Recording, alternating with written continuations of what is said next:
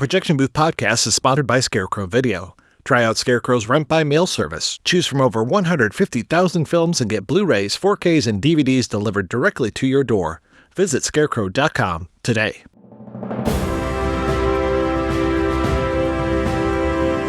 Hold your ears, folks. It's showtime. People pay good money to see this movie. When they go out to a theater, they want cold sodas, hot popcorn, and no monsters in the projection booth. Everyone pretend podcasting isn't boring. Turn it off. Turn it off.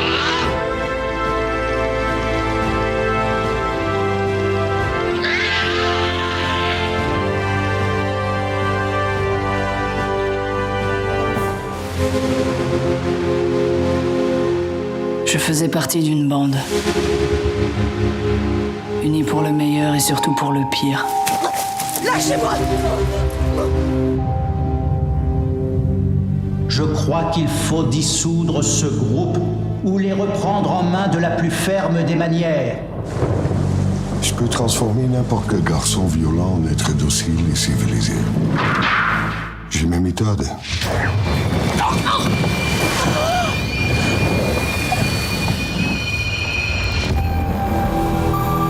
Où sommes-nous, capitaine? Nulle part. Capitaine.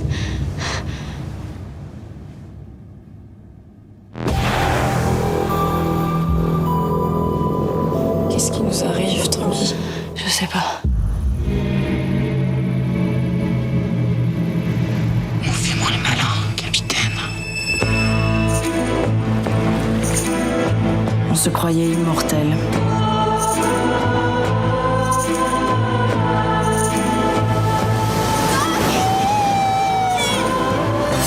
C'était comme une hallucination prémonitoire. La plus belle des hallucinations. La plus belle des hallucinations. Welcome to the Projection Booth. I'm your host, Mike White. Joining me once again is Mr. Kyler Fey. Hello, glad to be here again. Also joining us is Ms. Michelle Kisner. Hi, thanks for inviting me on. This week we are discussing a Patreon request from our dear friend Mr. Fey, Bertrand Mandico's The Wild Boys. Released in 2017, the film is a bit of a fable about 5 bad boys who rape and murder their literature teacher. They are all from well-to-do families, so they get away with their crime, but they are taken away at their family's behest by the captain, a seafaring man who takes them to a strange and mystical place called Dress Island, where they become women. We will be spoiling this film as we go along, so if you don't want anything ruined, turn off the podcast and come back after you've seen the film. We will still be here. Kyler, why did you pick The Wild Boys to discuss? I stumbled into this in kind of a cool way in the sense that I went into it sight unseen. I had not heard of it, knew nothing about it. So I got to experience kind of the big reveal of it without any preconceptions. It was on Shudder for a while. I think it was probably 2 or 3 years ago. And I was they had it in their kind of queer horror curation on there. So I'm clicking through that and I see queer horror, Wild Boys. Hell yeah, press play. And then I was kind of hoping or wondering if it could possibly be some kind of adaptation of the William Burroughs novel of the same title. It's not that, but it's not totally disconnected either. And I'm sure we'll get to that when we get to that point. Anyway, I thought it was fantastic. It was just really fascinating to look at. It's beautiful. Looks so handmade and not made by computers. And it's just so striking in so many ways. And it was just kind of mesmerizing. Like I sort of watched it, maybe didn't really even understand it all that much as the first time through it, and then kind of wanted to see it again immediately. So yeah, when I had a chance to pick a movie for this, I'm like, yeah, let's do that. And Michelle, what's your history with this movie? First time I saw it, I blind bought it on Blu-ray. It was released by Altered Innocence. I think it's had another separate release since then, but it just looked cool. It sounded cool. I love heavy stylized cinema. So as soon as I saw a trailer to it, I was I had to see it. And then after I watched it, I was absolutely blown away by how beautiful it was and interesting. And then after that, anytime he had a new movie come out, I was there eating it up immediately. Like I've seen all of his short films. I've seen Mondo Macabro put out that release with all his short films on it. And every film for me from him is a 10 out of 10. So I absolutely love everything about his style. I was pretty unfamiliar with his work when I first went into this. I think I had seen maybe a poster for The Wild Boys, really wasn't that familiar with it at all. So I really appreciate you, Kyler, kind of putting this on my radar. I had seen an image from After Blue in a film program, and just that one image alone was enough for me to be like, I need to see this. I really have to check out whatever movie this image is from. I want to see this. I managed to get my hands on a copy. Did I watch it? No, didn't watch it. When She Is Conan came out, managed to track down a copy of that because it was playing at some festivals.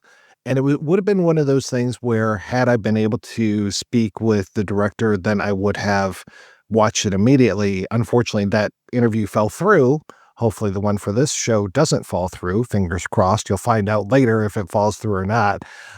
Since I didn't get to talk with him, I didn't watch that either. So this was a perfect opportunity for me to be able to get to see Wild Boys as well as his other things. And yeah, I watched a lot of the shorts as well. And I am so glad that we are doing this because this is the kind of cinema that I really appreciate, where it feels so homemade, I guess, in a way. And just you can really feel the love for movies coming through when you watch this. I love what he does, especially when it comes to, well, the artifice of the sets, the stuff that he's doing with switching formats from color to black and white, and this kind of real gauzy color that he's using. And we'll talk a little bit more about some of the influences later on. And it really works for me. Thank you, Kyler, so much for bringing this one forward. Good. I'm glad you are excited. I am too.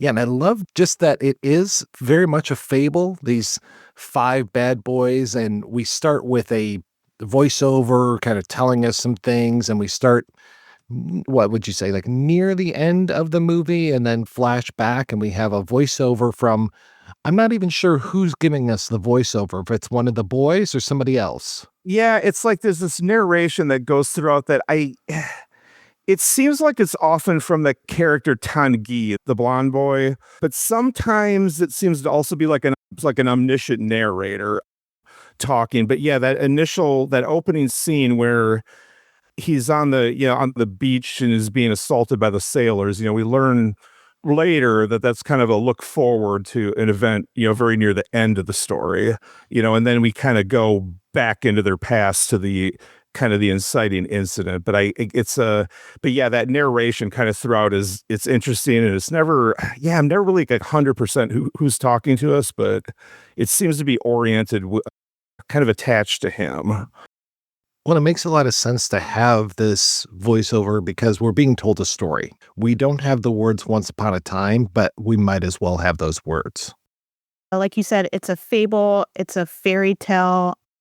It's obviously meant to be taken more as an allegory than something realistic happening. And the narration is more like just an omnipresent storyteller type of a vibe. I do find it interesting the way it opens up so dreamlike. It's almost like it's setting the tone for the entire rest of the film, that that everything you see is going to be fantastical and to kind of get you ready for the vibe, I guess, of the rest of the film. Well, yeah, having that dog with the person's head on her. Tanguy is a interesting character because she never fully transforms. He has something going on that's similar to the captain, and we'll talk about that. But taking us from that into like you said, the inciting incident, this thing where we see these 5 boys and they're all wearing these really creeptastic masks.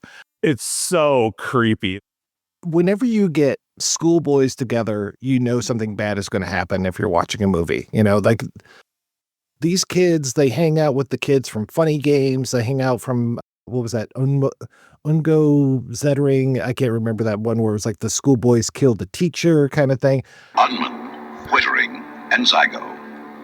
If only they had stopped at murder. Very similar, where it's just like, oh, hey, Teach, we're going to hang out with you in this big field where you're sitting on this beautiful rattan chair, force you to drink this stuff, and then there's going to be cum spurting all over the camera lens. Yeah, wild. When I saw that, I'm like, what in the hell is going on? But God, just every bit of the way that is staged and shot, and I can't think of anything else quite like it. It's just incredible. And then the horse and just the weirdness of it too, how at the start she's just kind of sitting in this chair to somewhere, smoking and watching them, and they're kind of creeping up on her. And they're doing the part of the witches chant from Macbeth at that point.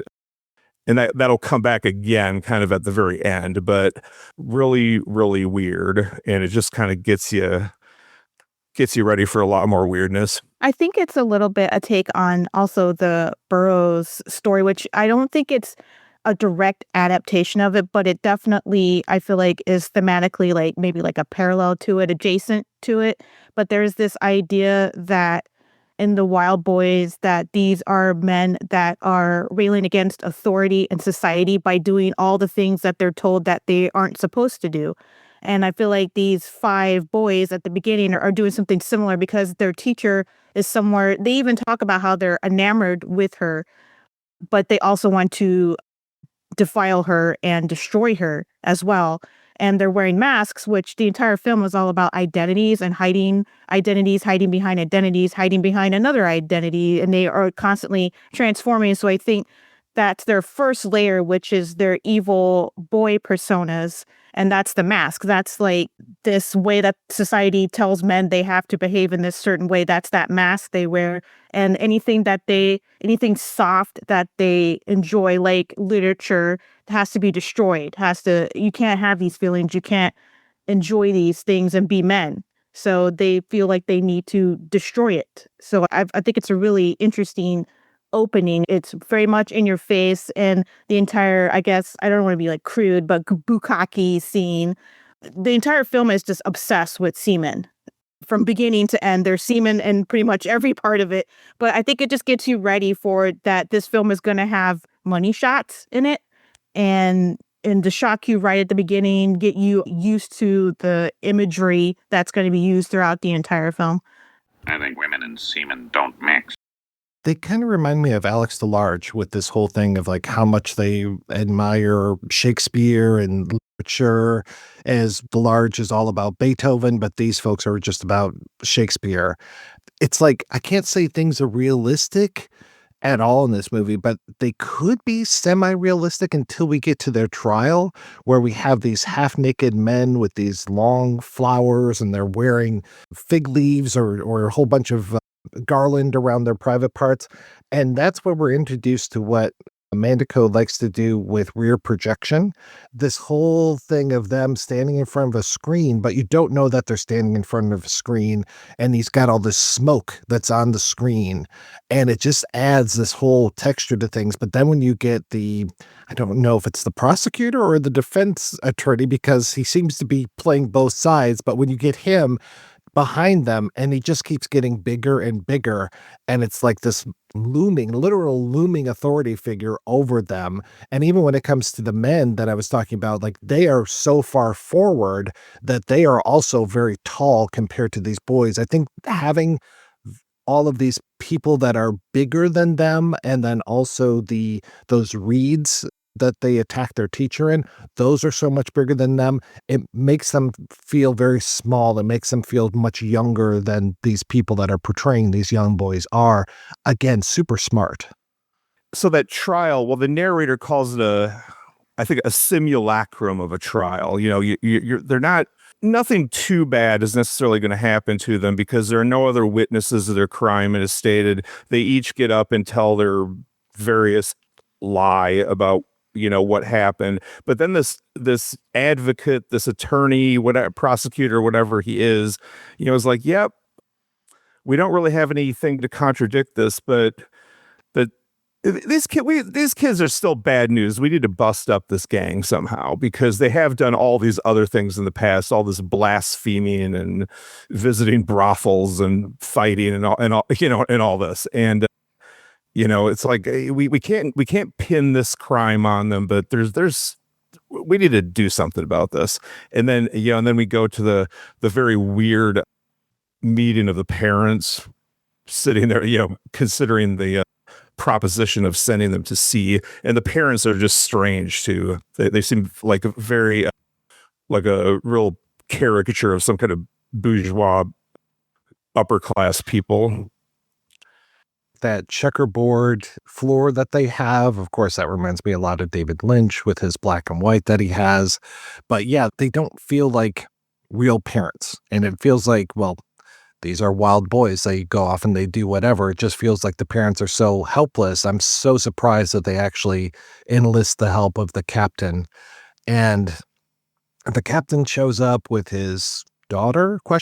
And then this little boy who is wearing a collar and sings like an angel. And it seems like he's already gone to the island. And then one of the interesting things too is that I've already given away the spoiler as far as these people turning into women, but we should probably say that all of the boys are portrayed by women actors. So throughout this whole thing, they are shot to look very boyish at first. And then as time goes on, you see them becoming more and more feminine. Some are more feminine at the beginning, like Tanki, who looks very, very femme, but as you move along, like you go, oh, okay, I can see what's going on here. I mean, once the breasts pop out, then you're no doubt in your mind, but it's just like, oh, they do a good job of obfuscating the gender of our characters, though, at first. Yeah, they all do a fantastic job of just portraying men and specifically young men.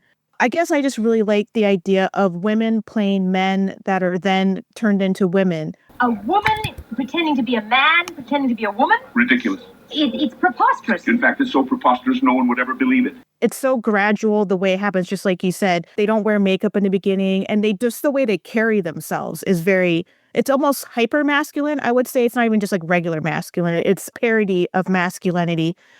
And I don't know if they really talk about it right at the beginning, but there's like this entity that seems to be influencing them to do these acts, and they call him Trevor, which is like the most funny name for a god of evil, I guess, a god of masculinity, of toxic masculinity.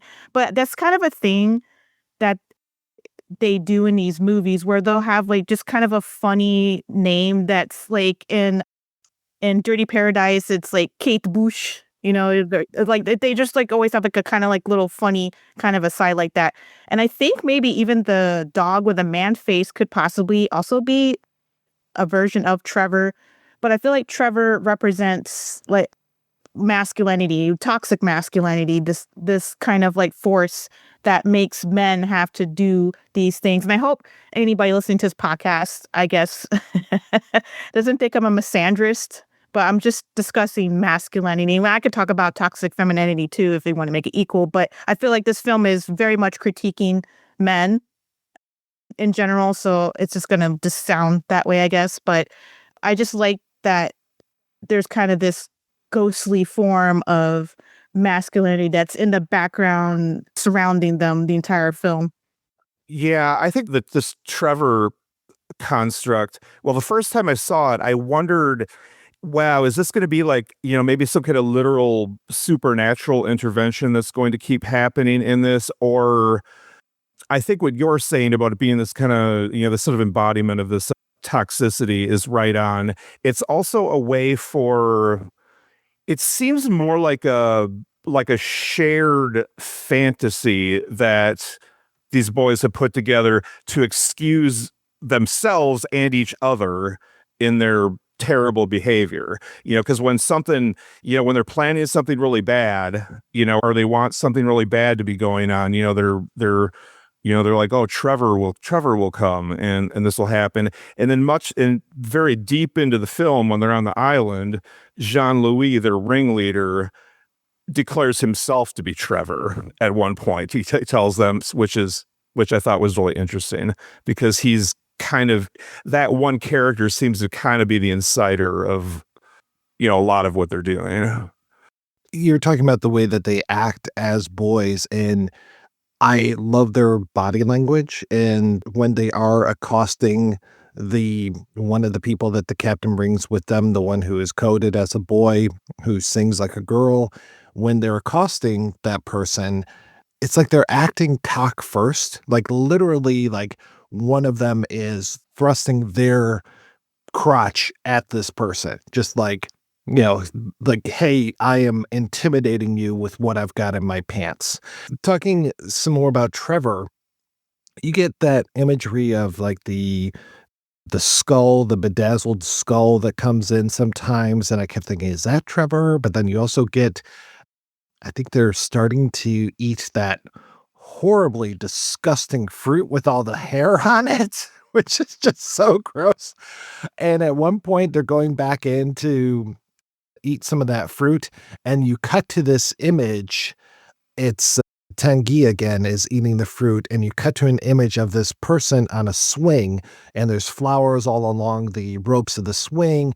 And it almost, I don't know, it almost seems like almost like an Indian god, but it feels like that head from the dog is on this creature, and it's coming in like, again, crotch first, going right into Tanguy's mouth basically as they're swinging on there. And I like how the camera is set up for the first swing forward, where it's coming right towards us as the audience and getting whatever this crotch is. And it's almost like, is that where the fruit is coming from? It's like, the idea of nature and the violation of nature is going to come up so much in this movie. And I find it very interesting that it's the fruit that really starts the process for me. The interesting thing about the fruit to me, besides it just really does gross me out to watch it, because I just think about if I'm ever eating anything, you get like one tiny hair, you don't want to eat the entire rest of the thing you're eating. But of course, I feel like it's obviously supposed to be a metaphor for cunnilingus, like eating a vagina with hair on it, because it's like, they open up. I don't know what kind of fruit it is specifically. I couldn't tell if it was like a peach or if it was a plum. But I also feel like that's the first step of emasculating them, because eating someone out, like cunnilingus, is very much, you're only doing it for the other person's pleasure. You're getting nothing out of it yourself, theoretically. Of course, there's some people that like it, but that just feels like the first step to emasculating the boys and forcing them to do something they find somewhat distasteful. And that's the only food that they're given on the boat ride there. Honestly, the only food you ever see them eating is sexual. It's either they're eating the vagina plums, or they're eating the penis plant that squirt goo, or everything they eat is genitalia shaped. But that fruit especially is just, it really grosses me out because it's so hairy. Yeah, it's super gross. It's like a real life thing. Like when you see the inside of it, it's almost like a lot like a passion fruit kind of. I think it might be what they're getting at. But it's interesting how that starts right away. Before they've even gotten on the boat, they're still at home, or before they've taken off with the captain, and then that weirdness with the kid that the captain brings to demonstrate how he makes these boys docile, and then that little scene that you mentioned, Mike, where they're kind of harassing him, and then it gets like even a little bit worse, where they make him lick the shoe, like which at that point I'm thinking that it's kind of like Clockwork Orange flavored almost. I'm thinking like Ludovico technique, like this kid has been conditioned to where he's like so docile that he can't even fight back at all. And there's this great shot that you actually see a lot in stills with like articles about this movie, where it's the 5 kids kind of looking down. The camera's point of view is from the ground, and they're all looking down with this look of just disgust and horror, like what the hell has happened to you? And then you have to think, it's like, are they wondering, is this what's going to happen to us if we go on this boat ride? But they're so arrogant.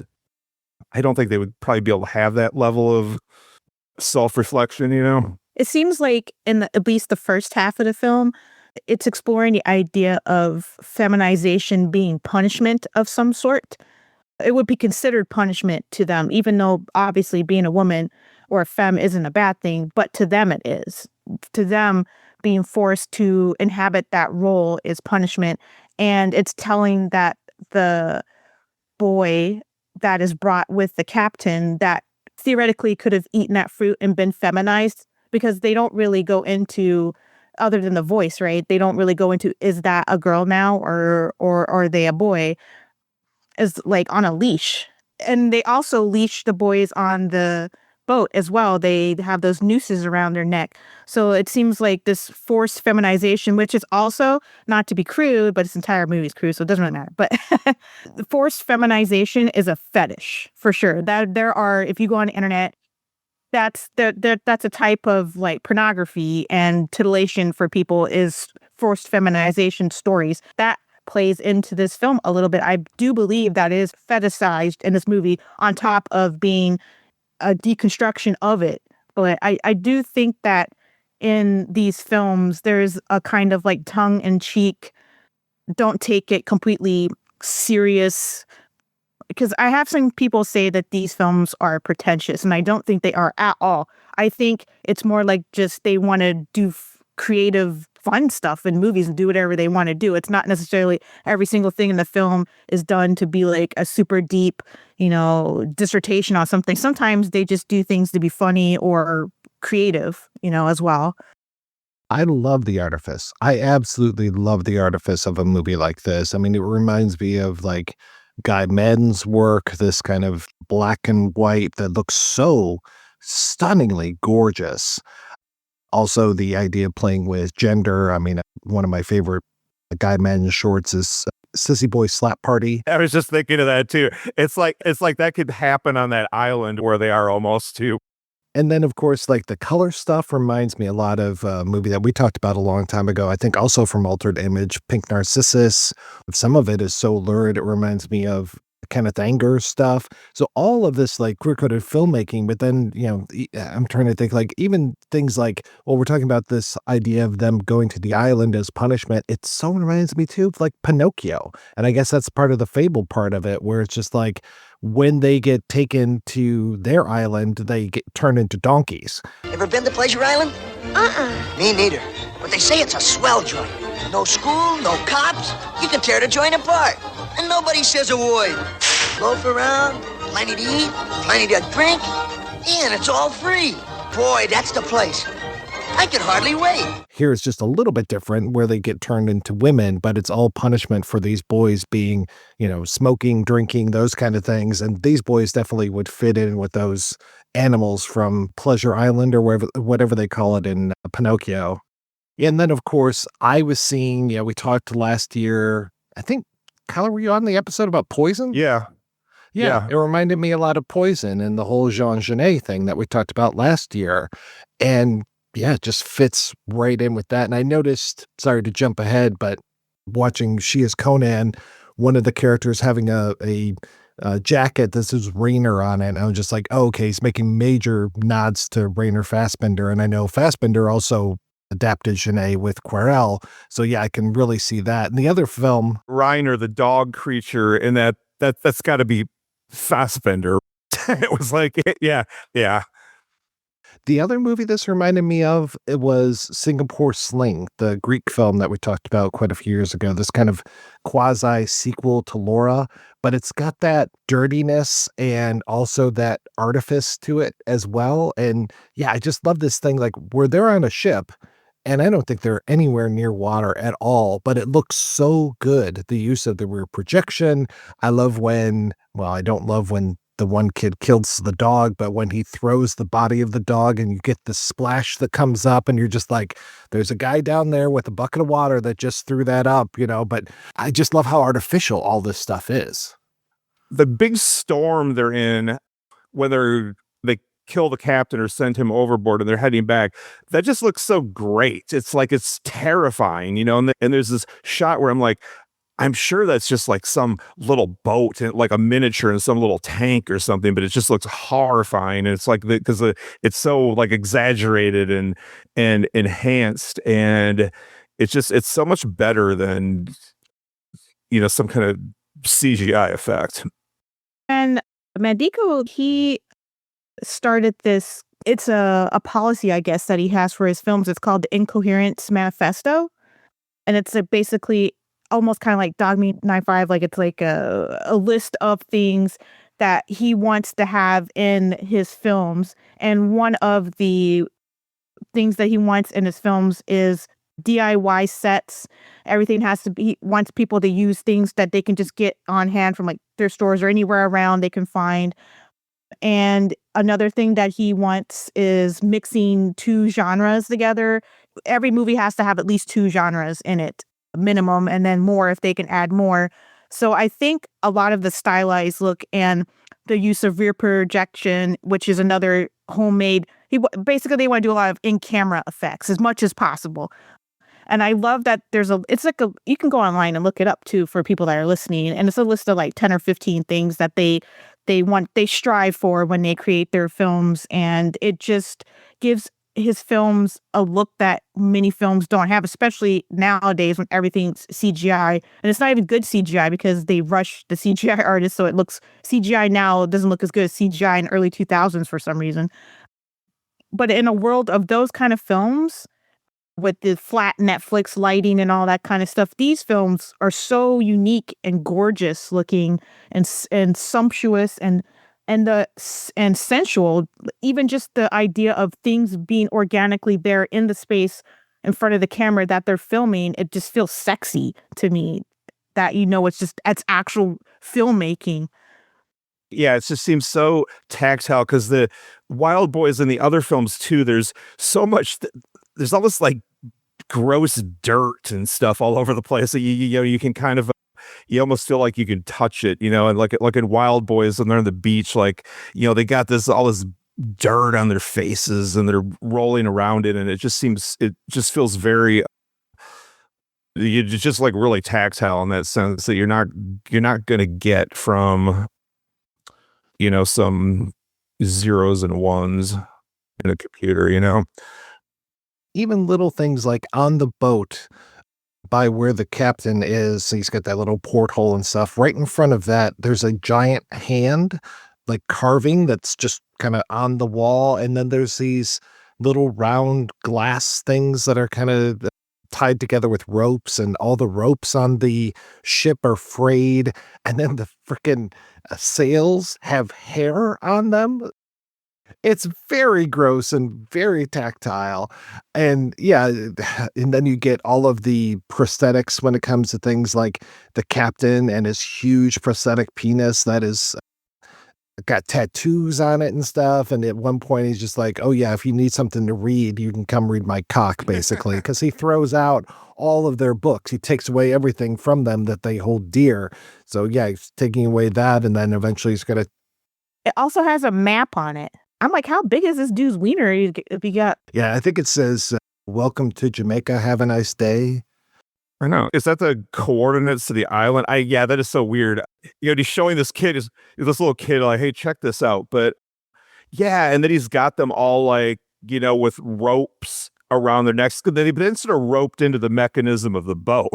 He's got all these levers and pulleys, and it's really sick.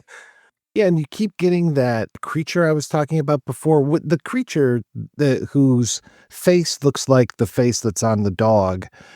Again, possibly Trevor. I'm not sure, because that creature shows up again, I think, before the dog dies. And in that, he almost looks like somebody from Michael Mann's The Keep because he's got these red glowing eyes and he's looking down over the boys and everything.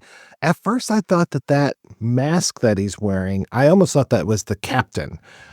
And I was thinking, like, when you see the dog wearing it, it reminded me of Invasion of the Body Snatchers 78, where you've got the old man who kind of the homeless man who half transforms into a dog, and him from the pod creatures, But I love that look, and I love what they're doing with this. And again, I think they're shooting it in slow motion, so you get that extra creepiness.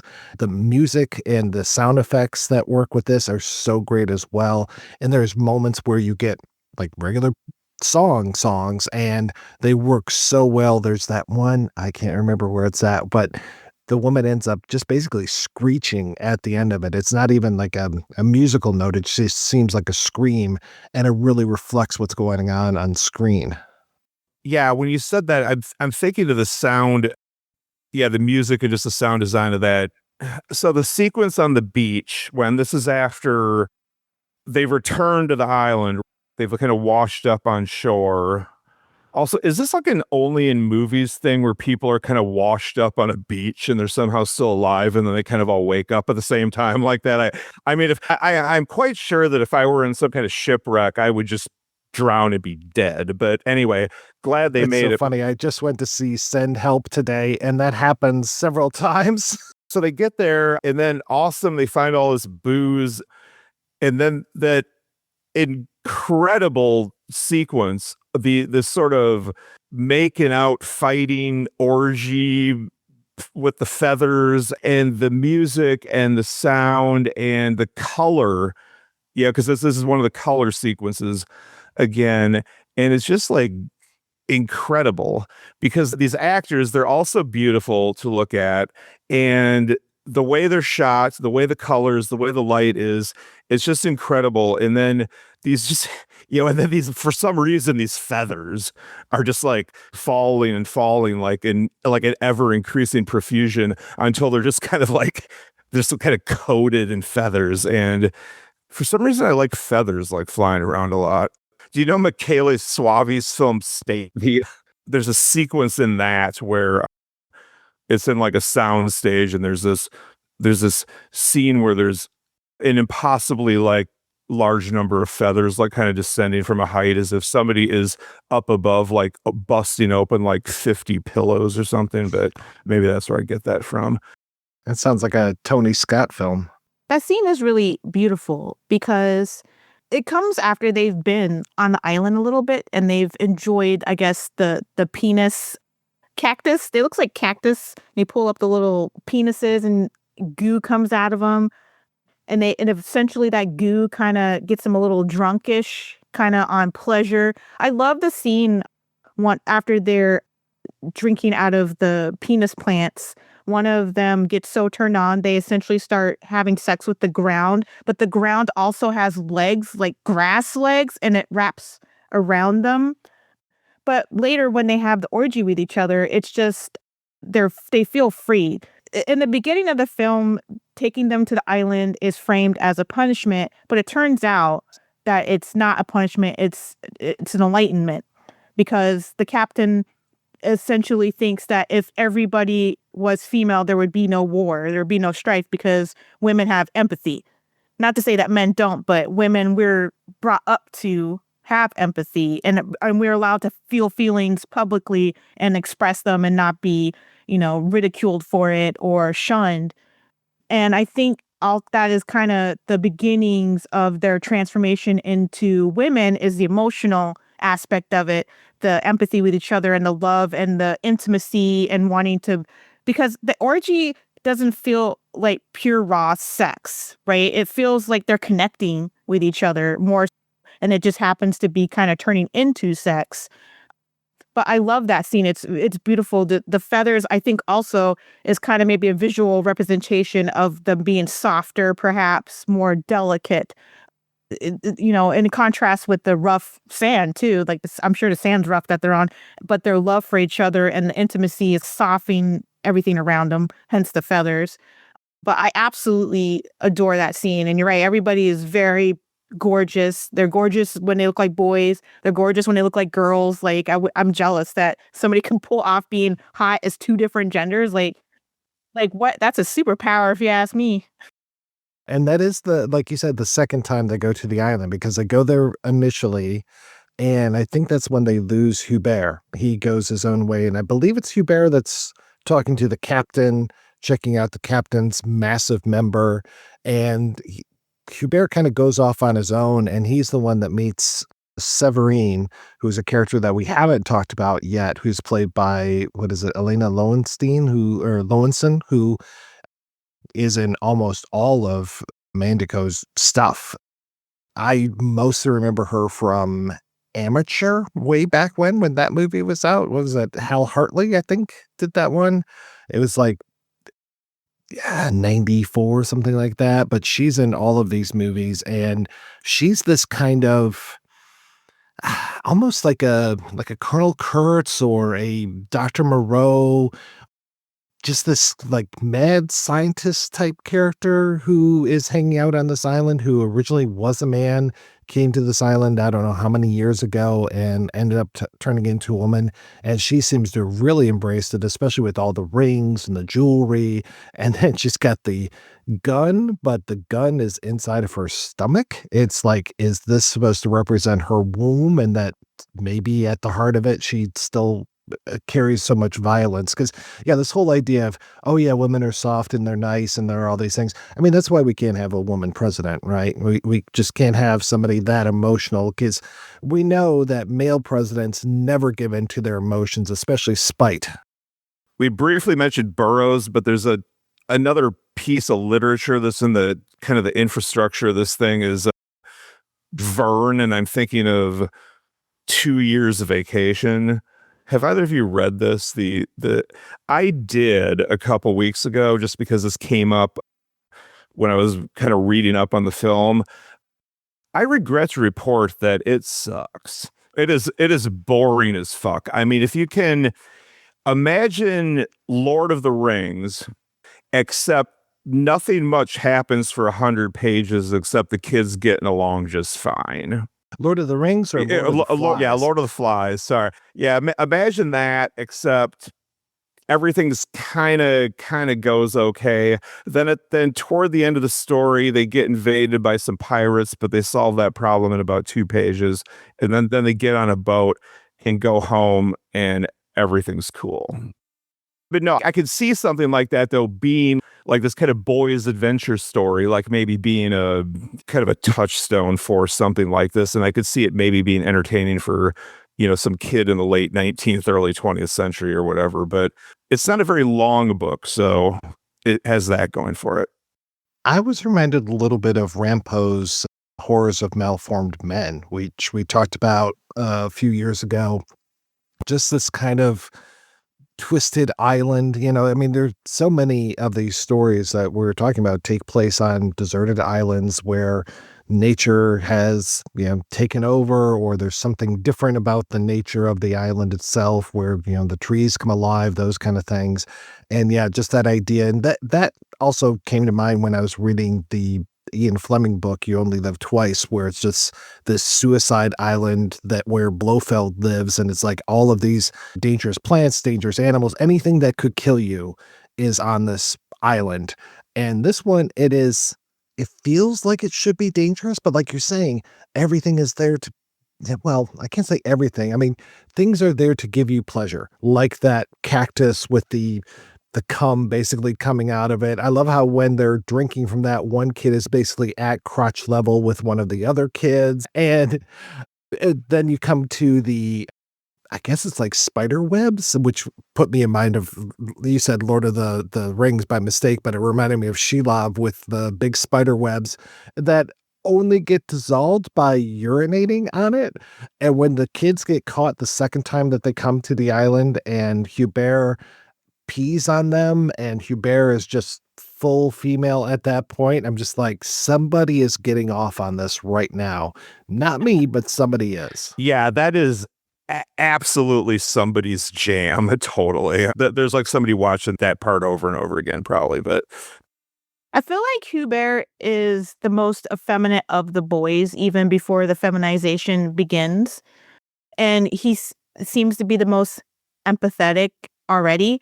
And the captain even kind of points that out.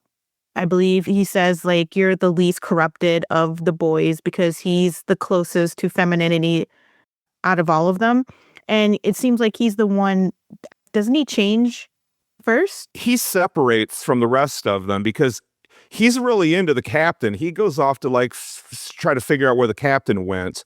And so he kind of spies on the captain when he meets with Severin and hears that conversation between the captain and Severin where Severin corrects the captain on the gender of the name, Severin versus Severine. The character prefers the masculine pronunciation of that. And if you don't know anything about what's going to happen going forward, that's the first indication that there's going to be some gender fluidity thing going on. But Hubert is sort of with them at that point and does not get back with the other kids and doesn't leave with them, when they go back to the boat. Yeah, he's fully transformed like well before the others and seems to be very comfortable with it. And also, he's the one that the captain doesn't blindfold because he leads the boys through the island wearing blindfolds, but he lets Hubert keep his eyes and basically follows up to make sure that they're going along the right path.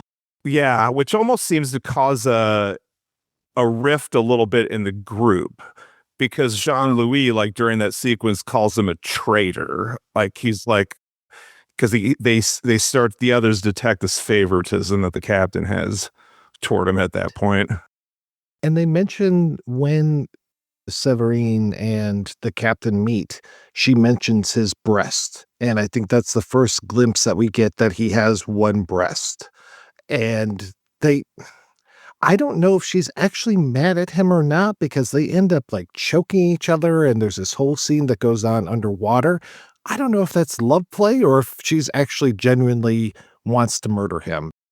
I have no idea what that scene is. Their whole conversation, and then when it goes to the water thing, I don't know how many times I've watched this now. I really do not understand what the hell is going on there, but it's like interesting. I think it's a conflation of sex and violence because often those two things are intertwined.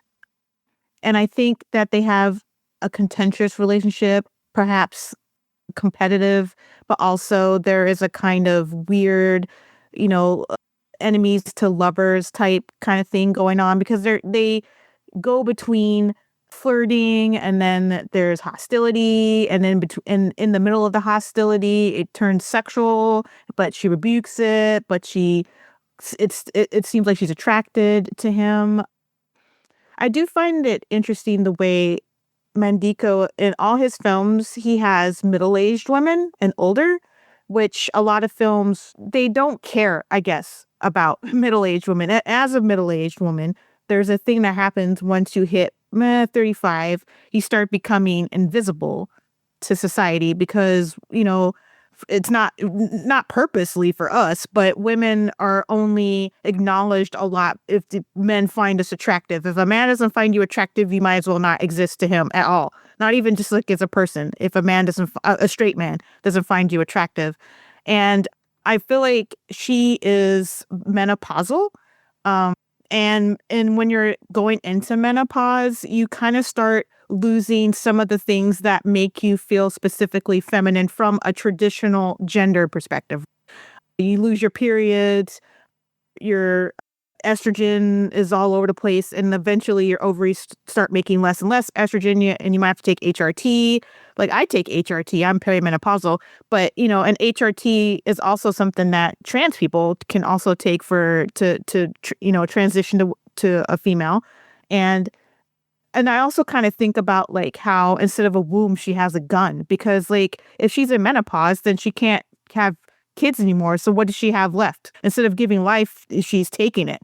I just love the way that they are strong women and are interesting and they're feral sometimes because like you are feral when you're perimenopausal because your hormones are all over the place. It's almost like a second puberty, which is also, I feel like, these boys are going through a second puberty as women. They're becoming women. They're changing, right? They're all of a sudden discovering they have breasts and all the things that women go through when they're going through puberty, to include all the crazy emotional changes. And I just like that contrast between older women, younger women, and these young boys becoming young women, and how they all intermingle with each other. That's really interesting, and it sort of answers, I think, a question I was thinking of earlier. I read a criticism in a couple of places in this movie where I think some viewers have criticized this as being maybe too gender essentialist, like too much males are like this, females are like that. Like sort of Severine's premise that maybe a more feminized world is going to be a better world automatically because of that. Though we don't get to spend a lot of time with the characters after their transformation is complete, but I don't know, have they necessarily, have their personalities or their ethics or their morality really been changed either? I mean, Jean-Louis still seems to be like kind of an asshole, like after the transformation. You wonder whether Severine's concept, that there's really that much, whether it's that straightforward or not. And I kind of think no, it's not that simple, but I just was thinking of that because I had read one review and I think listened to another podcast where this kind of criticism was that this was too gender essentialist. And I don't think I agree. No, that's the fun of this movie. And talking about that scene with the captain and Severine, I mean, after they have the fight in the water, they're up on shore and he starts licking her face and she brings up a gun and puts it first in his ear and then in his mouth. I mean, we've talked about phallic symbols of guns before. And when they start making out, she lifts up her gun and it blows off and it's just this big stream of white smoke coming out of it. I'm just like, okay, yeah, she just got her gun off, as they say. And yeah, that's when they're like, oh, we've been watched by Hubert, but they don't seem too overly bothered by it. And I think that's when she decides that, okay, these boys are going to have to leave now, because she seems like she's done with this game. When he brings in this jewelry, she's just like, I'm tired of this. It's not working kind of thing. And though she is the one that finds Hubert again and tells him all about how to dissolve those webs, those real cummy webs. Yeah. And I mean, it's like when they talk about shooting ropes, I mean, that's what it looks like he's trapped in. Yeah, it's so gross. They're just kind of hanging in that. And then, yeah. And then to see the way that that stuff interacts with him peeing his pants and just the smoke that starts coming up and everything. But yeah, he gets that. It kind of again reminds me almost like the Winter Witch from The Lion, the Witch, and the Wardrobe, and he's getting Turkish delight until he turns into a woman. Oh, okay. Tell me, do you have brothers and sisters? One brother, two sisters. One sister, Lucy, has been here too. Lucy's been here and met a fawn. Your sister has been here in Narnia, you say, and has met a fawn? Just that type of almost a traitor to the cause, because it's like, okay, we're taking these other boys off of this island, but Hubert, you get to stay here.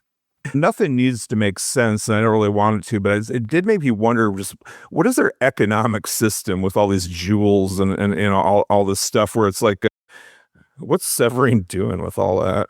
Just hanging out on that island with it? They have so many jewels that there are jewels hanging from the boat. When he came in and he pulled out those jewels, this is Tenki I'm talking about, because he shows up late to the boat before they leave, and he pulls out that handful of jewels.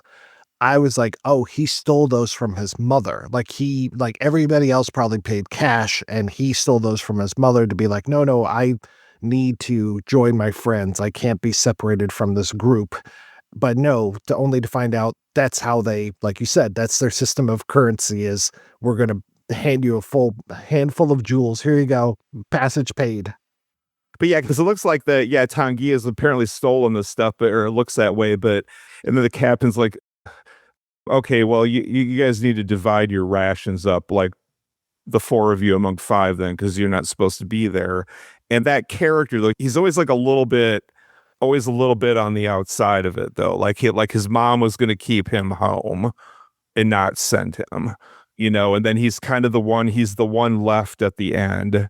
And, he's the one that didn't fully transform like the rest of them. And in that way kind of serves as sort of an anchor, I think, through the whole story in an interesting way. Is the idea that they take the boys there and then once they're feminized, do they give them back to their families as girls? That's what it feels like. Because it's obvious if they have all that jewelry that it's just something that it's a thing they've been doing for a while and nobody's says anything about that, or yeah, what is the end game here? Is it sort of like turn boys into girls ? Step 3 profit? I don't know.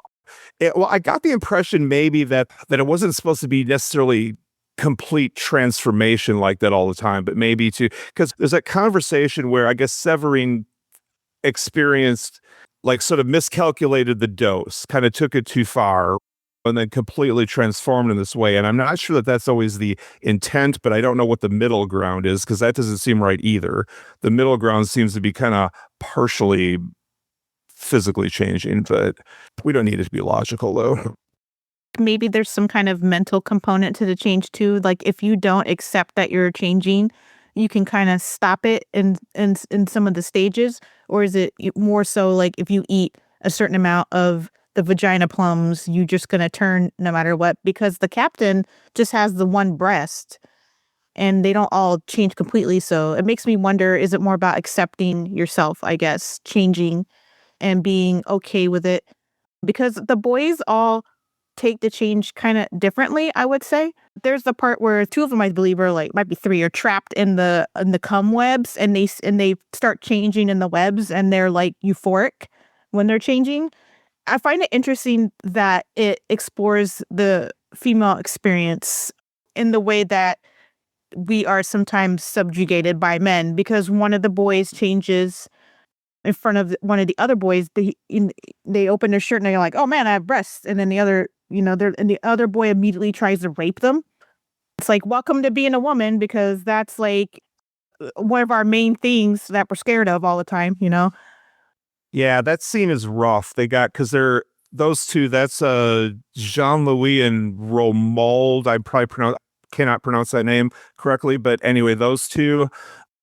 Jean-Louis seems to have lost it at that point, because they're still on the beach.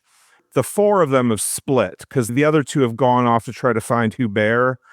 And then Romuald is like, "Yeah, well, we need to find them." And then he's like, "No, they're dead. They must have been eaten by the island. We can't ever leave the beach." And then he immediately goes into that rapey mode before even he's learned what's happened there. I mean, he's like already antagonistic. And then when he finds out that his friend has changed physically like this, then it's just like straight to it. And I don't think I malign the character too much by characterizing him as a sociopath, really. Yeah, it's really scary. Yeah, my wife was not very happy about that rape scene. I didn't point out to her that it was actually a woman raping a woman in real life, as far as the actresses go. Yeah, that was rough. And then you get all the dirt that's being thrown onto them at the same time. So it's just even like a grodier scene. I almost said poor Jean-Louis, but he's an absolute monster. When his cock falls off, I'm just so happy about that. And he's just so horrified and has to pick up the cock and balls are all just one big thing that he's holding. He tries to hold it against his crotch to be like, "Oh, is this going to, go back to it?" Can I reattach it yeah. Yeah, I'm not going to lie. Anytime their penises fell off, it was just hilarious to me, because like you said, it's just a one big piece and it just plops on the ground and they're like, "No," they're trying to dust it off. And I'm like, bro, just leave it. It's gone. I'm surprised the dog didn't eat it. Yeah, Jean-Louis is a real piece of shit. Kind of reminded me, not that he's a piece of shit, but in looks wise, reminded me of Rami Malek every single time I saw him. They're also the most masculine looking one to me. They look the most masculine. And it seems like they have the strongest bad masculine urges. And I think they transform last too. Yeah, that actor is so good. The whole time that character is on screen, you can't hardly look away. I mean, it's like it's really, really great. They all are. I mean, they, just coming up with these 5 just very different personalities. Even the first time I watched it, at first I had a little bit of trouble distinguishing between Hubert and Sloane because 2 kind of blondish boys with floppy hair kind of look about the same to me. Then I sort of figured that out too, because they were so different in the way they were, carried themselves. They're really, really good, all of them. And then, yeah, you were talking about, can you stop the process? Is it mental versus all physical? Is it just the vagina fruit or something else? Because Tanguy does not make the transformation. And I don't think ever makes the transformation. And I'm trying to remember the end of the movie. Doesn't Tanguy get left behind? Yeah, he stays. He doesn't want to go with them. He hides. And the rest of them, including Severine, they all leave. Apparently, after they've commandeered the boat that the sailors that came to the island that assaulted Tanguy, as I understand, yeah, that's what happened, I guess. And then they all leave and I guess go back to the ship where those sailors came from originally and kind of board that. And there's this kind of Carell looking scene right at the end where, they're kind of presenting themselves as the sailors on the boat as girls, and they do for some reason, that Macbeth witches chant again. Talking again about Jean-Louis and how bad that person is, they're the ones that reach inside of Severine and pull out the gun and pull the trigger, only to find out later that Severine keeps the bullets in her belly as well. But yeah, what a striking look when they're all there with their little caps on and their pants and their suspenders and their bare breasts. I mean, just all out on that island, just like, okay, yep, like after they've murdered those other sailors. And I'm so glad that they do, because we have just a whole bunch of rapey sailors that show up on this beach and rejoin us from the beginning of this. And that revenge is very sweet. In the deleted scenes, I remember there's a little bit more of that where it shows the other 4 of them kind of presenting themselves to the rapey sailors to kind of lure them in. There's a little bit of an extension of that scene. Like they're sirens. Yeah, Yes. yeah, exactly. Yeah, yeah. Speaking of those deleted stuff, or I guess it's not deleted, it was like the behind the scenes footage. It was really striking to see what the on location set sort of looked like, just in this behind the scenes shot, how just sort of natural and normal kind of that island set was versus what we see in the film, because it's just incredible to me how an on location site is really made to almost convince us that it's on a soundstage, with all the artificial stuff applied to it. And I kept thinking of that, like, again and again. I'm like, oh yeah, that was like a real place. So yeah, the Alternate Innocence Blu-ray has behind the scenes and deleted scenes, and the way that I ripped the disc, it just all came together. And it's like those deleted scenes, it feels like he made a movie out of the deleted scenes, the way that it plays out and the way that it has a soundtrack to it and everything. And I'm just like, okay, you took all of these little odds and ends, but yeah, you can kind of follow the narrative of the movie through those deleted scenes as well. And I can understand there were a couple where I was like, all right. And like, I can just tell you're like testing things out. Like there's a sequence where Jean-Louis, I believe, is underwater and gets hit with a sword, and you can kind of see the blood effect of the blood coming out under the water on the tip of the sword. And that happens a few times. So I'm just like, okay, it looks like they're testing something out. But then to your point, yeah, there are little bits where it's just like, yeah, them showing up almost as sirens to be like, hey, sailor, we were just talking about gay sailors a couple weeks ago with Entertaining Mr. Sloan. It's just like, oh, how's it going, sailor, kind of thing. I mean, just the whole idea of, gay sex on a boat feels like the theme for this month and last month. Oh yeah, I was wondering if we were in a theme here with that. Well, apparently no theme this month, but next week we're talking about I Saw the TV Glow, so apparently we're in trans month this month. I wasn't even aware of it. That might have been my alternate pick if you had hated the idea of doing Wild Boys. So yeah, I love that. I can't wait. Oh, that was the last time Louis Etienne was on the show. They asked, "Oh, can we do I saw the TV Glow sometime?" And I'm like, "Yeah, sure." So I didn't even know what this movie was about, obviously, when we originally programmed this. When you asked Kyler, "Can this be the movie?" Didn't know what the hell was going on, and I put those two right back to back. I'm like, how synchronicity is that?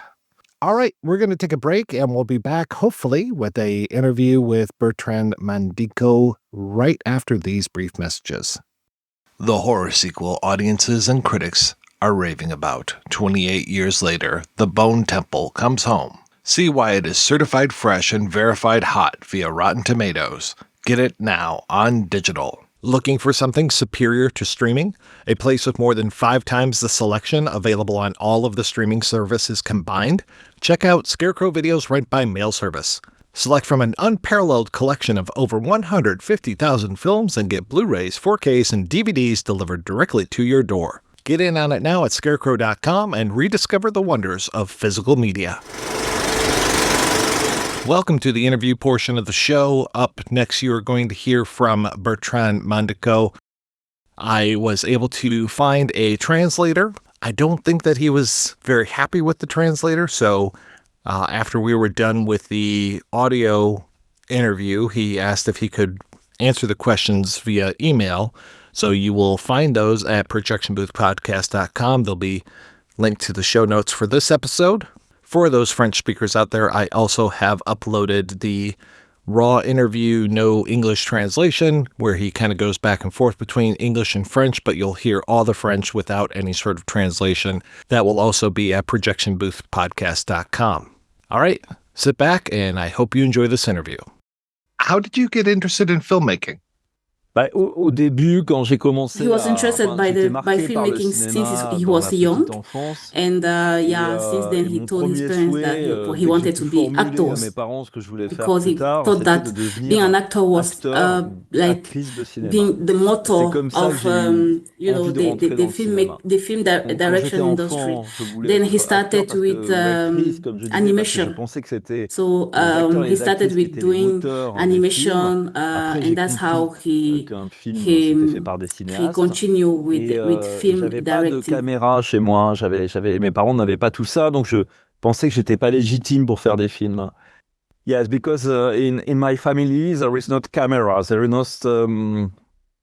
It's impossible to me to make a film with my family because I have not camera in my house. I dream to cinema with collage, with drawing, dessin. And after I go in a school of animation and I make my first movie in animation. But I don't want to make animation every time. It was one etap for my work. And I think the artificiality in my work, it's because I in the beginning I make animation film with a lot of effect. With animation film. Sorry, I speak very bad English, but for me it's important to make precision. Yeah. No, I was going to ask maybe if you want to try your English, and then Arlette can kind of fill in if there are words that you're struggling with. Does that work for you? Yeah. Okay, yes, great. it's okay. Arlette, si ça vous va, je vous laisse traduire, et puis de temps en temps, je complète en anglais si j'y arrive. Voilà. I know you're a fan of Borovchak, and your filmmaking reminds me a little bit of his as well. When I was in the school of animation, there is when he was in school, he usually had days where he was only focused on everything related to film.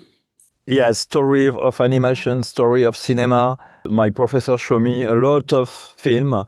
I discovered Borovchak, and it was very important for me because Borovchak, in the beginning, make animation film, a lot of experimentation with animation film, influence to surrealism, and after Borchak make movies in live action, very strange movies in live action, and make short movie every time. It's for me, it's an example. It's very important for me because the influence of the surrealism, the liberty with a short movie, and the theaters movie, live action, erotic, surrealist, very beautiful, minimalist, and very ambitious. It was a big, it's like a big model for me. Where did the idea for The Wild Boys come from? In the first time, I want to make a theater film independent, but with entertainment idea of adventure movie in the past with a boat, with a tempest. And I imagine to make a film of adventure like Jules Verne story, but with erotism. And I want to work to the question of the sexual identity and to have a modern approach of this question in a classic film of adventure. Was it always the idea to cast women to play these male roles? Yes, it was very important for me because it's like a politic idea. Because it's for me it's important to give to actress character role. Je sais pas comment on dit en anglais. Male character. Okay, so it was very important for him to give to women character that they don't usually give to them. De les amener vers des rôles inhabituels. I love the aggressiveness of the women when they are in the male role. Was it fun for them to swagger and act with their crotches? For actress, it's very interesting to make a bad boy and bad characters is very exciting, and for the actress it's very exciting to make bad boys. It's like exorcism because the actress play the character and play with the pleasure of fabrication of character, but it was like exorcism because, là je vais dire en français. So he said that for actress, the actress that he chose had bad experience with abusive men. So it was also a way for them to heal from those bad experiences. Yeah, so he got to know that during filming. Des histoires à un moment donné difficiles avec des hommes abusifs. Donc c'était aussi une façon d'exorciser tout ça. How did you pull in the influence from William Burroughs? William Burroughs, it's like underground influence and like a river under the film, the movie, because the universe of William Burroughs is a big influence for me, like the cut-up, the vision, the dark vision, the organic vision, sexual vision, and the novel, the Wild Boys, was very interesting for me for the energy and image on this book. And I take image, I take the energy, and I put this energy, this image in adventure novel like Jules Verne. Jules Verne meets William Burroughs. I imagine the movie like fusion with William Burroughs and Jules Verne. The character Elena Lowenstein portrays reminds me a little of Dr. Moreau as well. Yes. I think to Dr. Moreau, like the art, and the white clothes, and it was too influence because when I give a character to the actress or actor, I give two reference. And for Elena, it was Charlotten, Dr. Moreau, and Klaus Kinski in Fitzcarraldo. And I imagine you mix these two characters, and it's for help to compose the character of. When did you first meet Ms. Lowenstein, and what's that relationship been like over the years? I know the work to Elena with Hartley film, Nadja, Sombre of Philippe Gandrieux, and I proposed to Elena to work with me for a short movie, Living Still Life. And I shoot in the same time another movie, Borrow in the Box. And I say to Elena, you want to play to this film too? And we make two short movie in the same time. And it was a big meeting for me. And we make she come in a lot of.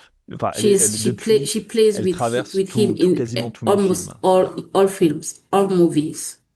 How much does she add to your work? I mean, does she come up with ideas as well? And what is that kind of working relationship you have? It's a long complicity. It's a very interesting. I say in the beginning, I want in the past to be actor or actress. I don't know. When I was a boy, I don't know. I love to be actor or actress. And she is. She represents what he wanted to be, because he wanted to play actor or actress. Je laisse traduire ça. Et donc, Elina, c'est plus un dialogue par rapport au personnage. She doesn't intervene in the script writing, but she's most like giving his direction when it comes to dialogue. Dans la recherche de la direction d'acteur et dans l'écriture des personnages qu'on travaille vraiment et qu'elle me pousse à toujours aller plus loin. But in my new feature film, Roma Elastica, I am in post-production. She don't play in this film. Oh, right. It's Marion Cotillard? Yes, Marion Cotillard, Noémie Merlan, Ornella Muti, Franco Nero, a lot of people. Yeah. It'll be so nice to see Ornella Muti again.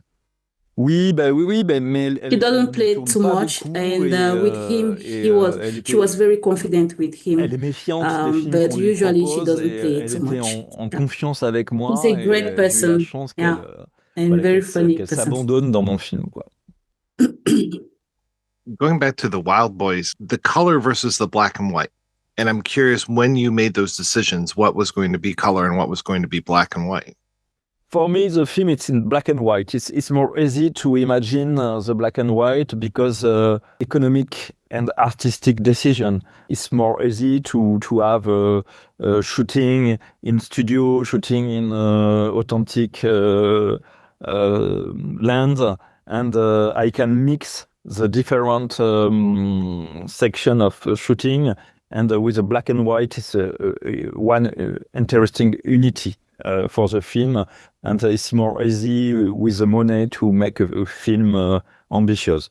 But for me, it's important to have colors in this film, like pulsion of energy. I imagine this movie like a tree, an arbre, a tree, with the fruit, des fruits. So he said he imagined the movie like a tree, noir et blanc, like a tree, black and white tree, but with colored fruits on it. So it's like when the liquid in the tree will go high. So it's the same way the movie will come, the colored movie will just arise. So the color reflects the tension in the movie. So the more the tension is, then the color arise. It reminds me a little of like Guy Maddin and or Guy Maddin and Careful. I don't know if you've seen that one, but yeah, I just love that bright color that you use. Yes, like Guy Maddin, Careful. It's a color. It's a reference, I think, to the first film in color with a pure color, Technicolor effect. But when I work the color, quand je travaille la couleur dans les films, when he worked with colors, he chose them wisely. For example, if he decide to, maybe use blue and orange, he would just go for those two colors and eliminate all the rest. So yeah, that's how he et works. Orange dans le film, et tout ce qui n'est pas bleu et orange, on ne le montrera pas et ça ne pourra pas apparaître dans le film.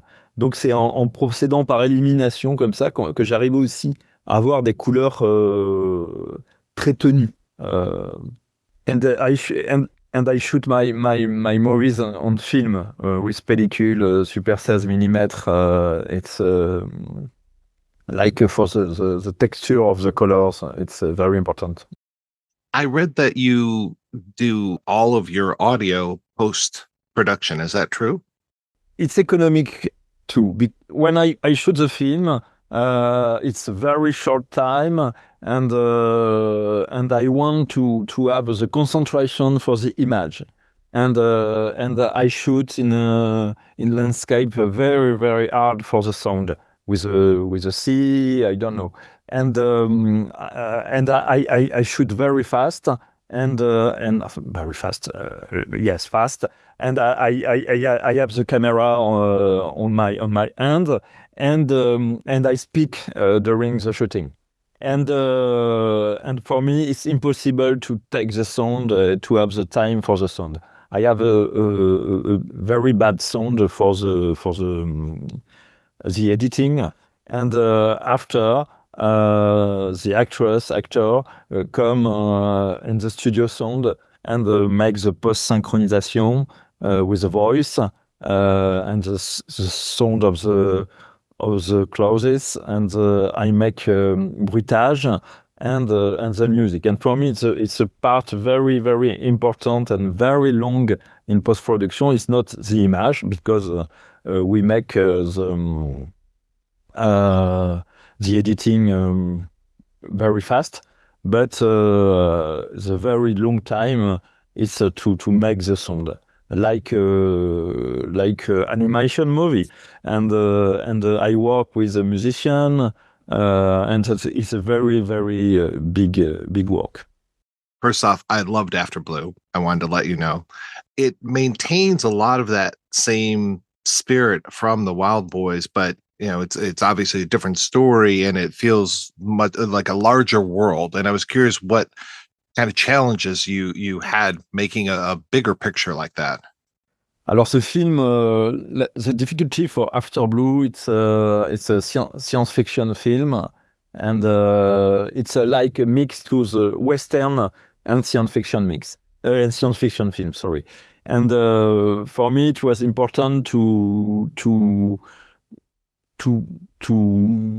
shooting in authentic landscape in France, and make intervention to create extraterrestrial planet, and it's the difficulty for this film. It's the work on the landscape, and the choice of the landscape, and the intervention with this landscape. It's very difficult, because the film is shooting in 35 mm in a scope, and there is not After Effect. I shoot.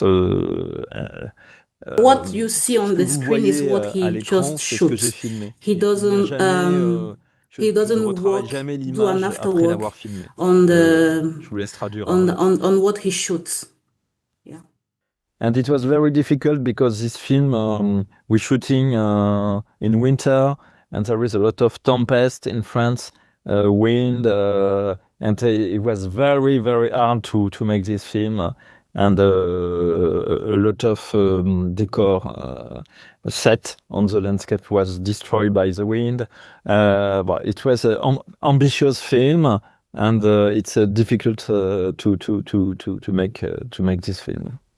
Are you a fan of Kate Bush? Yes.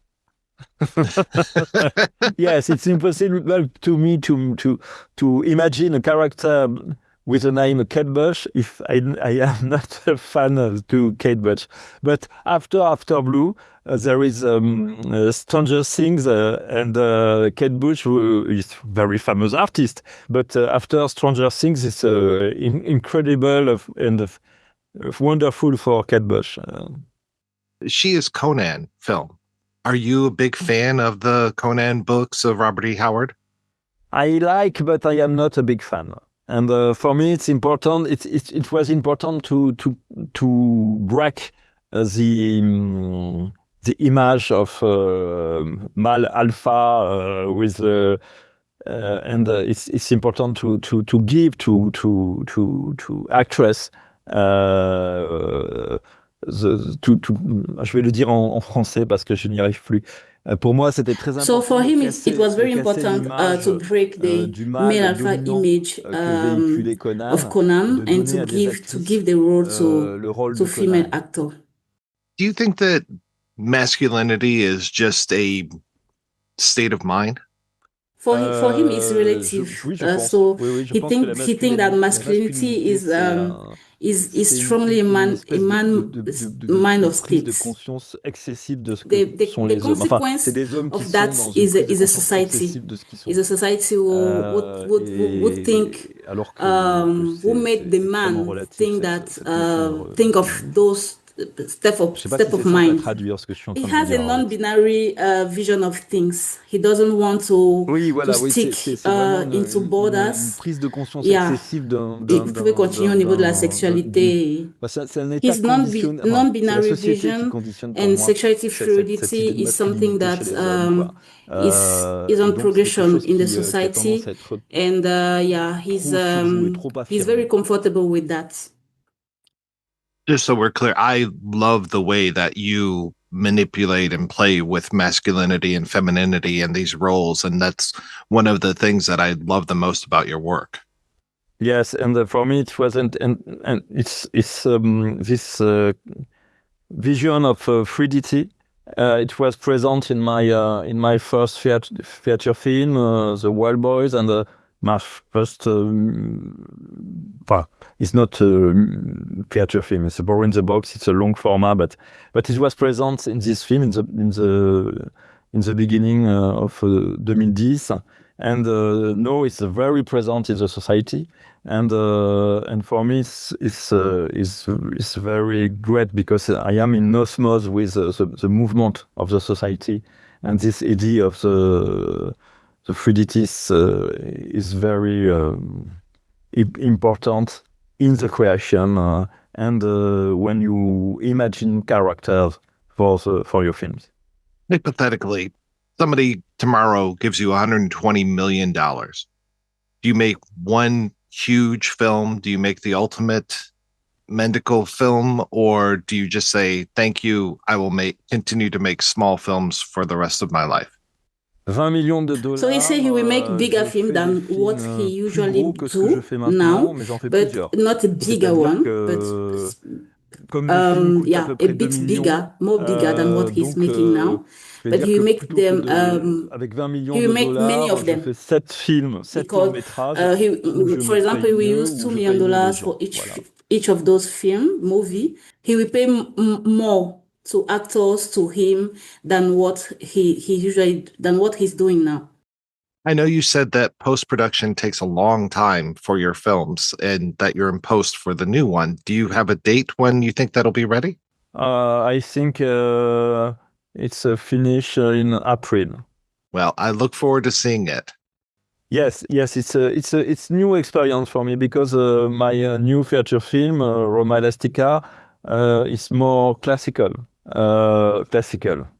story because it's a film in the 80s in Roma with actress lost in a city, esoteric city and cinematic city, and yes, it's more classical but strange movie. Well, Monsieur, thank you so much for your time. This was wonderful talking with you. Thank you for your meeting, and sorry for my English. Thank you, Arlette. for translate. Sometimes I want to speak in English because I say it's more to make a precision, but it's difficult for me. I have not a vocabulary to explain. Because I think the question of the fluidity, the sexuality, is not. I have not very well. My explication is not very good. I think. It's my explication, but it was a confusion. I think with my word in English. Sorry. You did great. You did great. Yes. Thank you very, very, very much, Mike.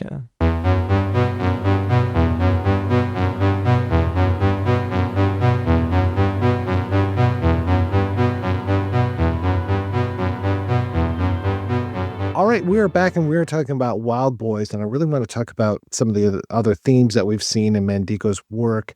I thought The Wild Boys was impressive, and then continuing on into After Blue and She Is Conan.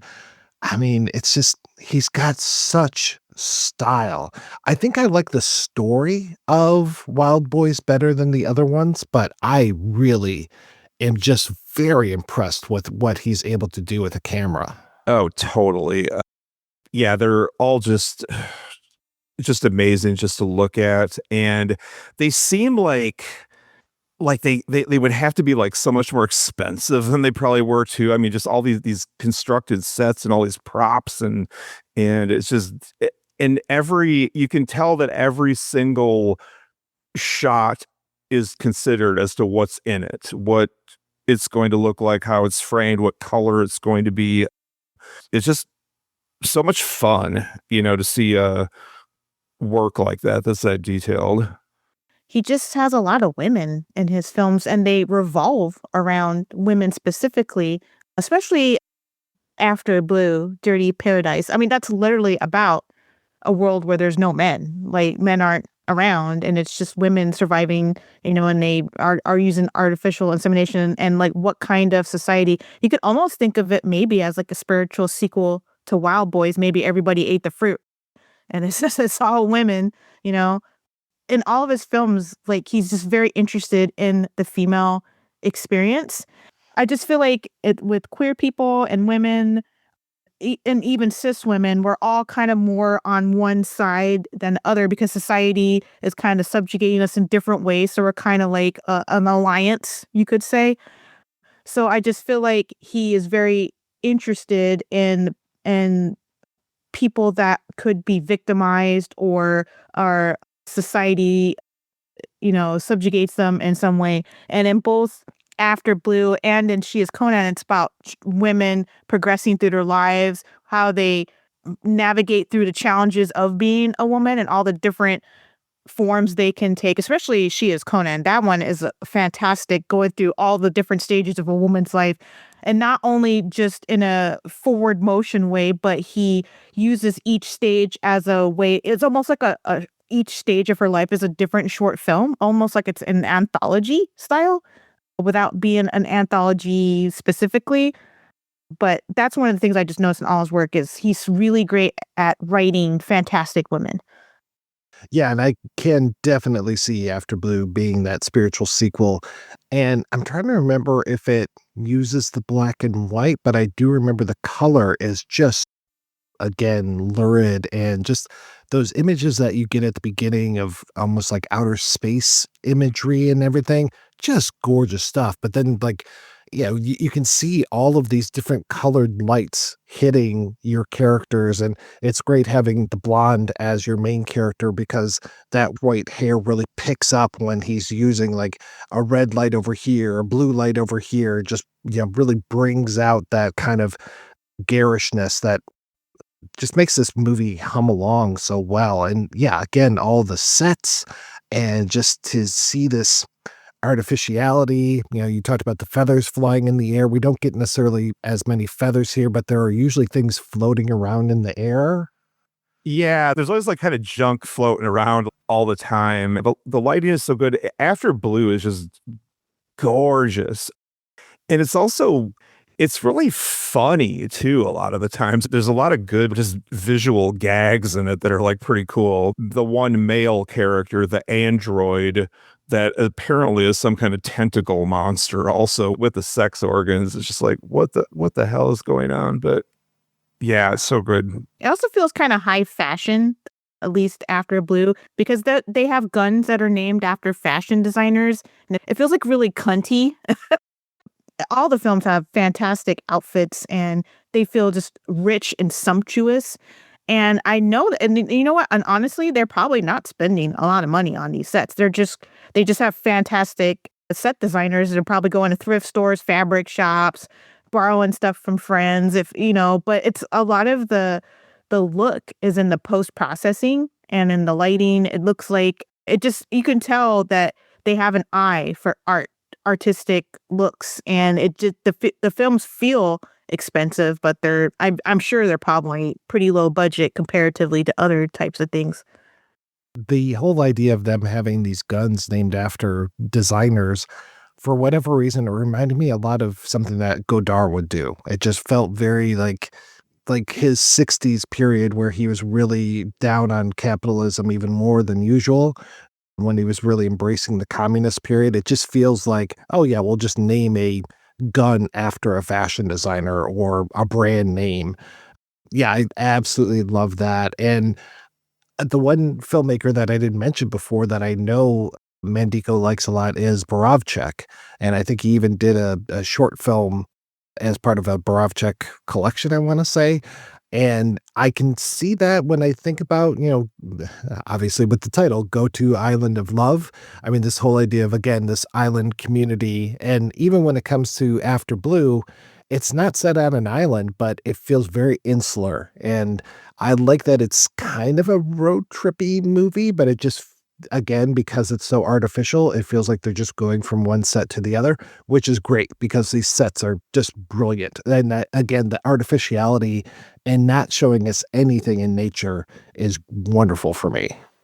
It kind of reminds me also a little bit of The Fifth Element in the way that it combines sci-fi and fashion and incredible craft and heavily stylized looks, and the way it uses music too. All his movies are very much musical, not like a musical, but music's an important part of like the atmosphere he's trying to build. It's so funny that there's a character named Kate Bush and there's like no indication of like why he just wants the people to say Kate Bush in English. Like, just be like, somebody's talking, it's like Kate the Bush, and it's just like and they purposely say her name so much, and it would be a great drinking game. Like, every time you hear Kate Bush, take a shot because you would like die from alcohol poisoning. Yeah, because they say it like 100 times or something. Yeah. Yeah. You would not be running up any hills after that. And they also, even the title of the film, because I think After Blue might be the place that they're in, because they keep saying After Blue in English as well, but it's not nearly as funny as Kate Bush. I think After Blue maybe is kind of saying After Earth, because like it's called the Blue Planet, right? Is that what we call Earth? I'm just spitballing here. Big Blue Marvel. Yeah, I think that's what they're calling the planet. And then, the Kate Bush thing, when it first comes up, there's this little bit of dialogue where they say that it's like a shortening of like a Polish name. Like there's like a longer name that's condensed to that. And then somebody makes this comment about just how hardcore the Poles are. And you got to like be really careful. And I'm like, what is going on? Again, a lovely, lovely film. And then, yeah, with She is Conan, I was just like, as soon as I heard the title, I was like, okay, big Conan fan. Am I going to have to check this one out? And I don't think Robert Howard fans would be very into this. I don't think they would think that it's a very faithful adaptation. But again, just another treat for the senses. Now, I could see some Letterbox review or something where some like, Conan, Robert Howard fan is going on there with a very straight-faced condemnation of it for missing the whole source material or whatever. But yeah, whatever. I love the idea in She is Conan of the way that they progress from each period of her life is that she like kills herself, basically, like the other version of her kills the previous version. So as a, I don't want this to be too much about me being middle-aged, but I guess I'm having a middle-age crisis right now, a midlife crisis. But every like period of your life, and I'm sure this applies to men too, every period in your life, it's like you're a completely different person, right? So like essentially that person no longer exists and is dead. So they just take it literally that you could just kill the previous version to become the next version. And like I talked about before, I like that each kind of little time period is its own style, kind of its own thing. And like, yeah, I was also, when I heard about the film, I was like, Mandico's doing Conan, hell yeah. And I was like, oh, it's like somebody's shouting Conan from a different room and you can kind of hear it a little bit.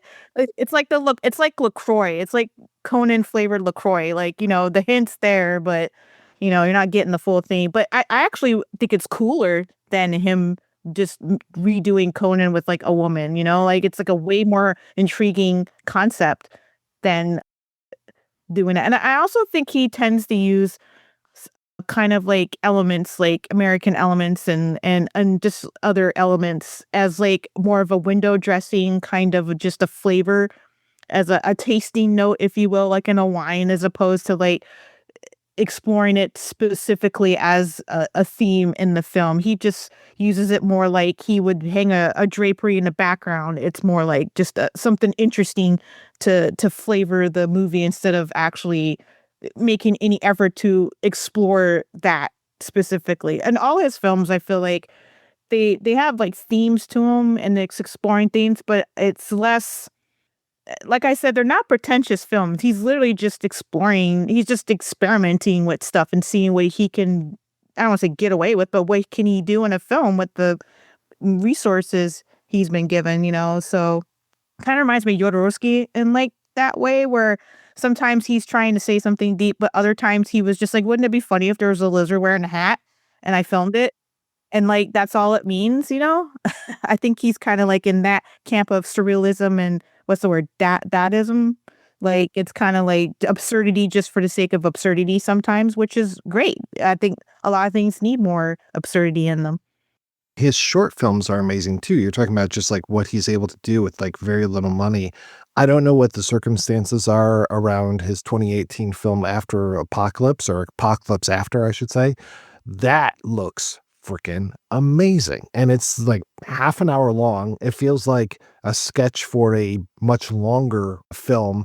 I mean, it is interesting. You were talking before about this whole idea of like the deleted scenes and they feel like a short movie. I mean, there's another short film that's listed on IMDb after this one, which is Rainer, a Vicious Dog in Skull Valley. And I'm like, okay, so is this just outtakes of Rainer? Because it all comes out 2023. He's got like 1, 2, 3, 4, 5 films.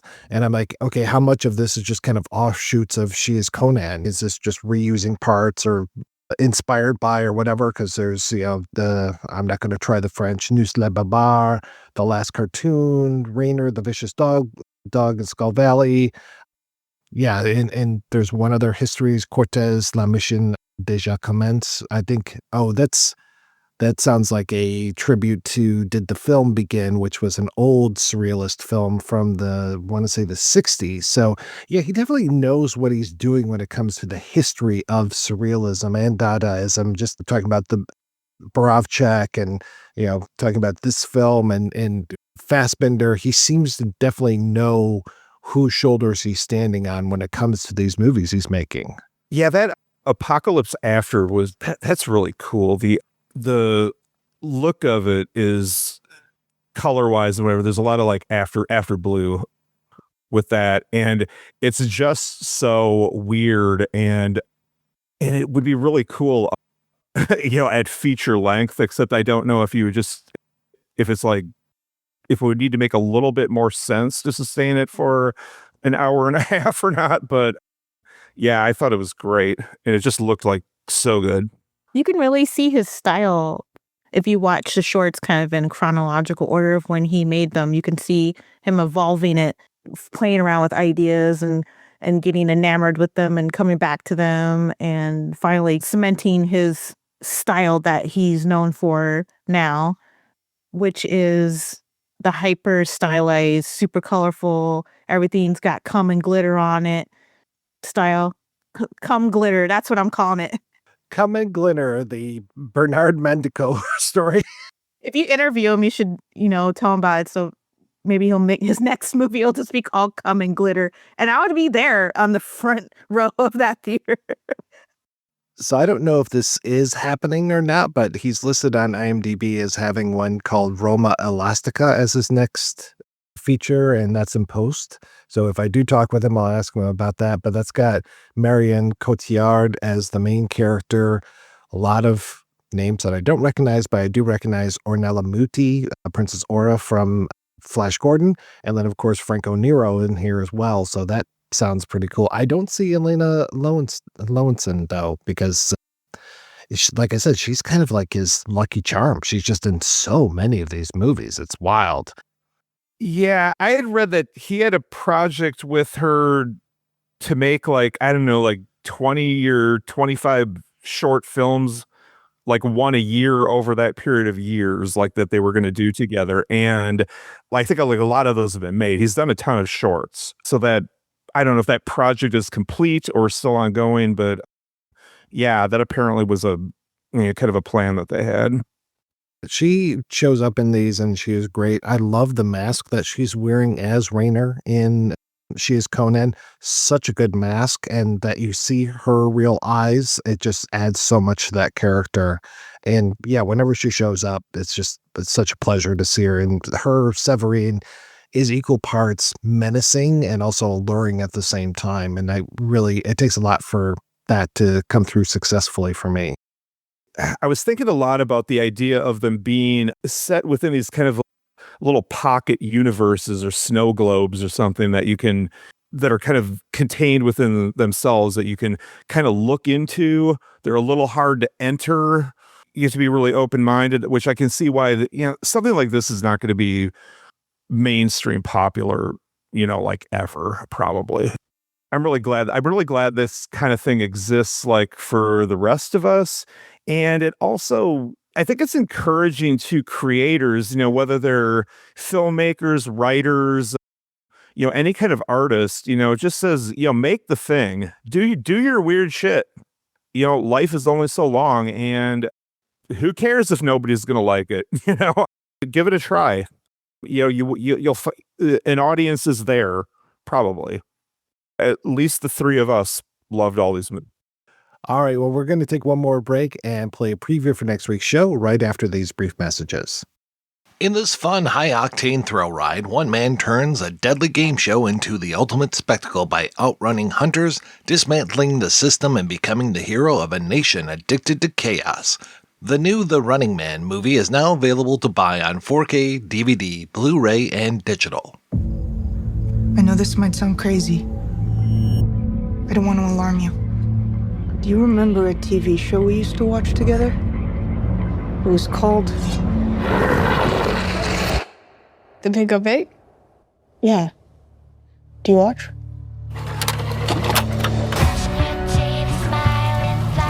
Each episode, they help each other fight a new monster from across the county.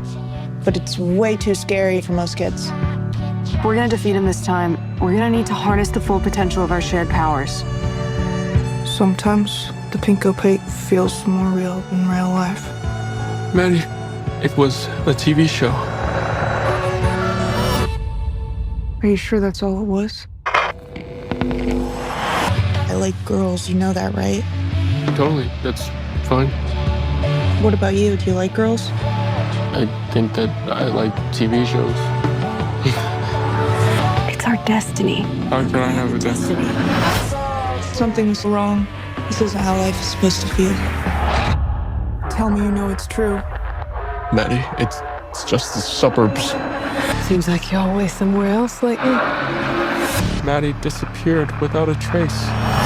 All they found was her TV set burning in the backyard. I told myself I made the right choice.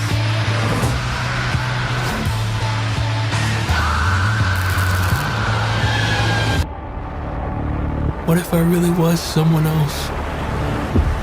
Very far away on the other side of a television screen. as I mentioned before, we will be back next week with a look at I Saw the TV Glow. Until then, I want to thank my co-hosts, Kyler and Michelle. So, Kyler, how is that Vampire Circus project coming? The book has been out for a while, but I suck at ever promoting anything I'm doing or telling anybody about it. And 2025 was a lot. That novel came out a while back. I put it together also in a double, like the old Ace paperback. So there'd be a one book and then you flip it over. There's another one. We did a paperback version of it where I put another novella on the B side, which the title might amuse you. It's called Faster Daniel Kill. It's the story is kind of a Faster Pussycat meets The Brain That Wouldn't Die, kind of. But when I originally started it, I was tempted just to write it as a screenplay. I didn't do that. Instead of chapter breaks, I put scene breaks, interior, exterior, time of day, stuff like that, as if a camera is looking at it. But I stuck that on as a sort of a extra feature for that. That's going on. I have another book maybe later this summer. And I probably won't tell anybody about that one either. But no, I think that this year is my goal to try to get back into it a little bit more as far as my creative output. I'm gonna try to get a little less depressed about what shit the world is. And Michelle, what's keeping you busy these days? I did my first essay for Deaf Crocodile. I worked for Dead Mountaineers Hotel. That's coming out. Oh, nice. Yeah, that movie's really fun. A pre-order's coming out on February 20th for that. Actually, I have another piece I'm working on for them now that should be getting announced here in a month or two. I have essays in New Wave Video for Rubber Lover and Strange Circus. They're an Australian company that's putting out niche Japanese films and films that people have been wanting on Blu-ray forever. And John Matthews, the guy that owns it, he literally flies to Japan to get them to release the stuff. So he's been getting some really good licenses that way, just doing it old-fashioned way, going over there. And I also have an essay I really love writing coming out for Error 4444. And it's a Takashi Ishii set, and it says Nami Films. I absolutely love writing about that. I got 4 of his Nami films on it, and that's basically the main stuff that's coming out. And I'm working on a lot of other stuff that I can't really talk about, I guess. But there's a lot of good stuff coming out. It blows my mind how these boutique companies have so many releases coming out every month. There's 10 from every company. That's man, it's just a machine. They're just pumping these babies out. That's so great that that's going on so that we can have these things and they can be preserved, because the streaming services don't have everything and then they take stuff away. So even when they do, so it's just it's just a really great time to be able to, see these things and keep your own copies and, learn about all this. It's literally a golden age, I think, right now for physical media. Maybe the previous, a second golden age. Because, the 80s, they had a lot of stuff coming out on VHS, but a smorgasbord of stuff coming out. Because crazy, stuff I never thought would see the light of day as a deluxe 4K set with it's 5 hours of extras. It's amazing. I actually canceled all my streaming 2 years ago. I have 0 streaming and I don't miss it one bit. I thought I would, but I have physical media. You don't have to be trapped in your algorithm, because I think algorithms are destroying society. That's a weird offside thing, but you're making your own algorithm. You're finding your own little bits and bobs and places instead of a corporation deciding what you get to watch and what they want to license. Well, speaking of, do you want to support physical media and get movies in the mail? Head on over to Scarecrow.com and try Scarecrow Video's incredible rent-by-mail service, the largest publicly accessible collection in the world. You'll find films that are entirely unavailable elsewhere. Get what you want when you want it, without the scrolling. And yes, of course, they have The Wild Boys. Thanks again, folks, for being on the show. Thanks to everybody for listening. If you want to hear more of me shooting off my mouth, check out some of the other shows that I work on. They are all available at weirdingwaymedia.com. Thanks especially to our Patreon community. If you want to join the community, visit patreon.com/projectionbooth. Every donation we get helps the projection booth take over the world.